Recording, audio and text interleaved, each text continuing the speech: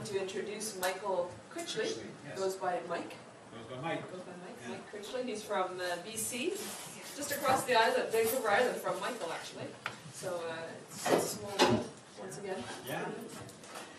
Mike comes from Chiba, Japan, where he teaches at Josai International University. He's been there for 17 years, ever since he came to Japan, which is, I think, rather unique for Mike. Yeah.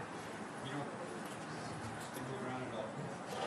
He spent time studying other languages, for example, French in school in Canada, Italian in Italy, and he became quite interested in the L1, L2 question through his own language studies. And noticed in Japan that the English only didn't seem to be working so much, and tried to find his own answers for those questions when he was doing his master's work. So very pleased and happy to have you here. And Thank you very much. All right. Hi. Thanks very much, Paul. Does everyone have a handout? I will be pointing it down. No, I don't take. No. You don't take paper? Okay. sorry. It's all right. I've got some books here. I'll hand out those later when we get talking about the materials a little bit. Yes, as Wilma said, when I was doing my own language learning experience, which included a year doing a teaching certificate in Florence, plus a very unsuccessful 6 months in Germany, in Berlin, where I tried learning German, but I realized now that I didn't do a very good job of it. Coming here and finding this very dogmatic stance by a lot of the teachers and a lot of the materials, particularly the materials, more than the teachers. Everything had to be English only, which in the high schools tended to be almost Japanese only. There was really no happy medium. It really seemed like an us versus them dichotomy, where the Japanese teachers felt that not only was Japanese necessary, but they almost used it too much, and the English teachers were going the other way. So I really looked a lot into balance and what works best in what situations. Can I start off first of all by asking, what kind of levels of learners are we looking at here? I mean, how many people are university level teachers? Oh, everyone, okay. Any high school teachers there? Or? Okay.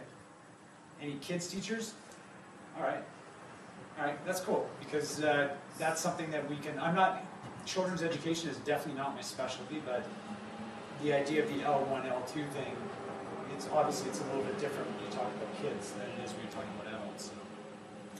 So. What about Japanese use in class? Okay, for the people teaching adults, how many people, and just because I started off by saying, English only is blah, blah, blah. If you're an English only supporter, by all means, raise your hand proudly, because, okay, how many people are pretty much English only types? All right, okay. How many people use some Japanese in class? All right, okay. And how many people does it depend on the situation? Yeah. Well, that's what I'm getting at, is that you can't really say. If you've got very high level learners, obviously there's a lot less need for it. Although research shows that there is a need for it, even at very high levels. But we'll get into that soon. In the first page of my little thing here, I think I've got the wrong one. In the JALT last year, it was just a fantastic title. It was Challenging Assumptions. And the English-only paradigm is probably the biggest assumption in all of EFL and TESOL history. There's absolutely zero research to back it up. And as I was saying to Michael there, that every time I do one of these talks, I always say I'll give anyone $100 if you can find even one study that is statistically valid, not just someone's opinion. Like Polio and Duff, they write papers about this all the time. But all they're doing is saying, no, we think it's better. So they'll say that all the research that's out there doesn't matter. It doesn't matter because this is just better. So, yes?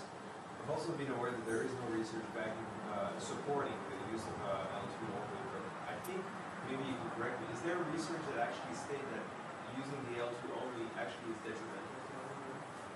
Using the, well, it depends on what side of the coin you're looking at. There was a real big study done by Belinda Ho, which is done in Hong Kong education system, in the secondary education system. And she was a very, very strong English-only supporter. In fact, in that school, that technical school, English only was the way to go. And they did a case study where in one class, it was 100% English only, no matter what.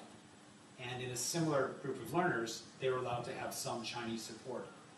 And about halfway through in this case study, the researcher was finding that the teacher in the classroom was feeling extremely guilty because she could see this difference. Like the class that was getting some Chinese support, they were more, they were more of a class.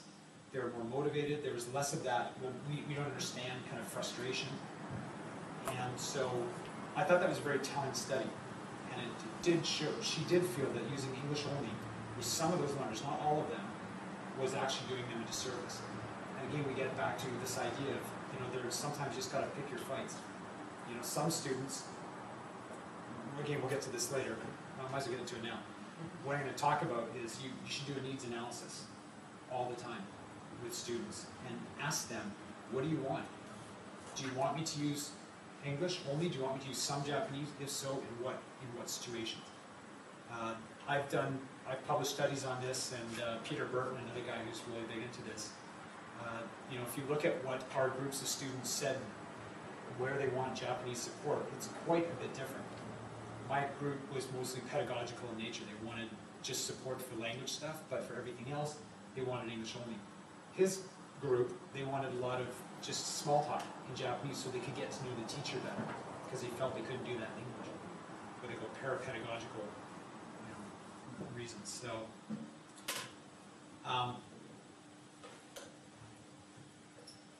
okay, so we've got your situation. The next question I want to ask is, if for those people who do some bilingual stuff in class, how many people do it by speaking Japanese in class, for those who use a bit of Japanese? How many, where your students understand, you jump in, you say something in Japanese? Okay. How many people use bilingual materials? Okay. It's pretty rare.